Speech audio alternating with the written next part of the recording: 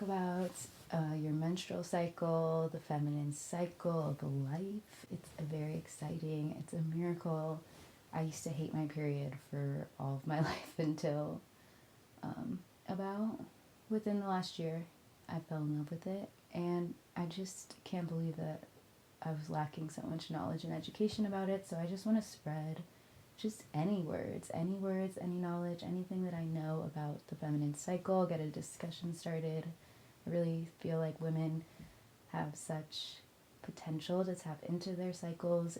I'll be talking about just the structure of the cycle, how it works. I'll also be offering some information or fun facts or tips or anything that I know about this cycle phase that I'm sharing, and hopefully that'll serve you in your cycle. I'm actually going to start with the last phase, which a lot of people do, because the last phase is actually the build up for the first phase, which is menstruation. So the last phase is fall, the last phase, because it's a cycle, so it's all a circle anyway. But the last cycle is fall, so it's days 21 to 28.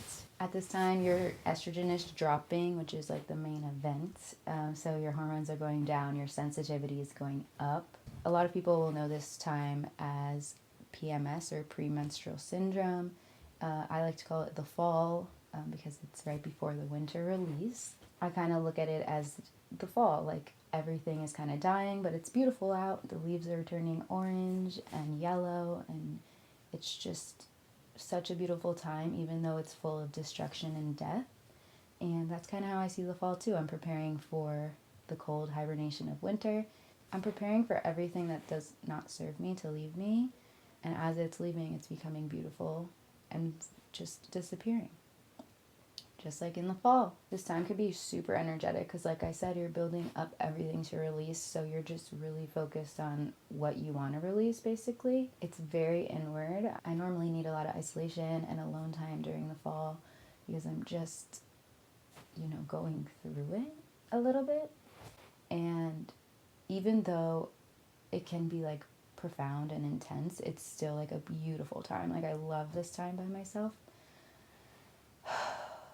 It's a lot of energy though, so get ready.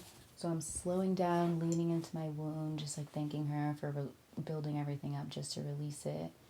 Thanking her for this cycle. I like to finish up a lot of things before my release so that I have time to kind of chill. And this is really important for fall. I am a boundary queen. Like, I do put up walls. Like, I need to protect myself during this time. It's super sacred to me. So I set a lot of boundaries, and that's just what I need. Some people don't. It's just really what you need. So some questions that I like to focus on and reflect on during this time. What am I focused on accomplishing before my bleed? What is building up that no longer serves me to release? I like to reflect on my past cycle. Think about where it led me, what it gave me, what it allowed me to let go of. And also focus on the cycle ahead. Set some intentions. It's a really, really special time, and it's crazy because PMS used to make me hate it, and everyone builds it up like this crazy, awful time. Now I love it. Like, I'm so ready to release everything that doesn't serve me. Like, that's why I hated it before. I think I was so scared to lose something. You're so vulnerable, you're losing blood, like, people call it gross. There's so many stigmas attached to it, but I was never able to release anything. Like, I was holding on to every single thing. And so this is just my favorite phase. Days 21 to 28. Happy fall. Winter is the next phase. It's menstruation. So this is when you release. It's days 1 to 7. So your cycle always starts on your first day of your bleed. Some people like to track it using the new moon as the first day because they don't have a cycle, which is fine. Like I mentioned a little bit, winter is about releasing past trauma, just past in general, whatever's not serving you. Release the tension in your body, release the blood. Your period means you're not pregnant, so all of that life force that you built up in your womb can be released now. You get to set the intention for this release. You get to choose what you're letting go of. I used to hate it, and now I'm like, what? Yeah. So in the winter, we're releasing everything that built up in our uterus that was basically meant to nourish a baby, a full grown baby from scratch. So basically, we're releasing everything that did not create life, right? So in that moment, not only do you get to release the physical part of that, but everything else in your life, like everything in your life that's not serving you, that's not creating more life, that's not creating more light, you get to let all of that go with that blood. This is when your connection to source is highest. I feel super intuitive in this time. Like, I just feel like I know. I'm just like flowing through life, even though it can be like just like the winter, a little bit harsh around. It's cozy AF, okay? Your hormones are at your lowest. You're craving like grounding, really connected to Mother Earth, to life source, just to like creation. You're feeling really humble, but really, really powerful. That's how I feel. What you're ready to open up for once you release this.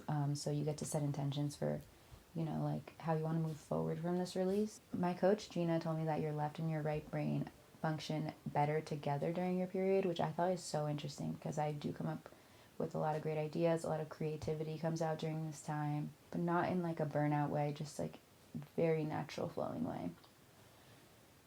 Questions I would consider. What are you ready to release? What is weighing you down?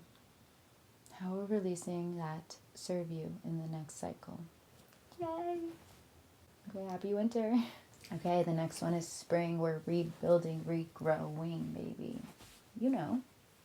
From the release, we get to rebuild. So this is days 18 to 14. Typically, all of these time frames are just kind of generic. They really depend on the person. Your estrogen starts rising again, very exciting, more energy. You plant a lot of seeds, just like in spring. Take a lot of action, water your plants.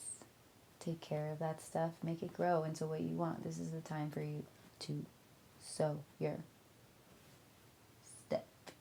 With this new energy, you get to kind of like plan out the next cycle because it's kind of the beginning of your energy in this cycle. Basically, you're blooming, you're feeling creative, you're creating flowers within you, without you. Boundaries from winter are loosening up, so you're really, because you have that energy, you can do more. Just picture a beautiful spring day.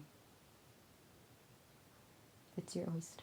This time comes with a lot of clarity, a lot of reflection from your release, a lot of those intentions that you had set. You had to step into them for your new cycle, your new creations. It's about reinvention, renewal, rebirth. What will you be reinventing into? What will you be rebirthing into? You get to recreate this entire cycle, this entire moment. And the last one is summer. Ovulation. Okay, so this is like full moonlight, bright ovulation, summertime, beautiful summer day. You have all the energy in the world. Your hormones are peaking. You're very fertile, very sexy. You're giving all the summer vibes. So take advantage of this. This is a really fun time of the cycle. Even though they're all like so profound and important, this one's really fun. So you look your best, you're radiant, you're glowing, you're giving your all right now. This is your prime time, okay? One important fact is that you always ovulate 14 days before your period. Also, your summer is usually around days 15 to 21. As you'll notice the pattern, most phases last about a week, but like I said, it really depends on the person, even not only physically the person, but what they're going through, because I know, for example, I had an intense last cycle, so my stuff was lasting a long time. But that was fine because that's what I needed to actually fulfill that release. So it was really, really like the best period ever, even though it was the craziest one. So during ovulation, you can bloat because your body is like releasing a whole egg to make a baby. So it's like really exciting. So you might bloat, which is like beautiful. I hope you don't get upset by that. I'd pay attention to like how you're eating very like summery light foods, very exciting, energetic, vibrant foods. This is your time of best communication and socializing, so you're going to network a lot, you're going to socialize a lot, you're going to go out, you're going to do things, you are going to interact, you're going to share yourself with the world. That's it. This is your time to shine, literally. Summer, happy summer, love and light. See you next summer.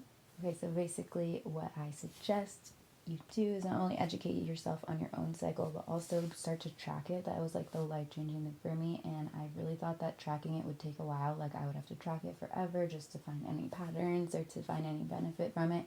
But when I started tracking it within 1 month, I actually got my period and I have an IUD. So that's insane. I've really, really tapped into that feminine force. And I was just so excited and empowered by knowing like when I felt what and why I felt it.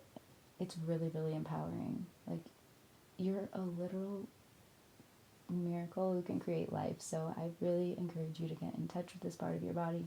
Ask me any questions, do your research. I'm not a doctor, none of this is medical information, but I just want to empower women to just pay attention. And I wanted to share like the basics that helped me begin, and here we are. So let me know if you start tracking, if you have any questions about your cycle, whether I can answer them or not. Like, it's important to even think about what you want to learn about your cycle, why you want to learn it. Your cycle is the reason that our entire species exists, and I want to honor it. And I hope you honor yours, honor every woman's, and just be open. Be open to just really looking at it for the beauty that it is. So if you're planning on tracking your cycle, I suggest tracking a couple of things like physical symptoms. Even if you're like in your period or not in your period, like if you're in your summer and you're feeling great, like track that too, because it'll allow you to see the pattern like very quickly, whether you have a period or not. So you can start tracking either on the first day of your next period, because you know that's day one, so that's a little more useful, or you can track using the moon. Some people like to do that if they don't have a consistent or regular or a period at all. So you can start with being the new moon your first day and just kind of track how you're feeling physically and mentally, psychologically, emotionally, in all ways. Even if you write one sentence a day, you'll find patterns pretty quickly. Once you have any inclination of a menstruation type phase, I think it's really, really empowering. That's it. It just is.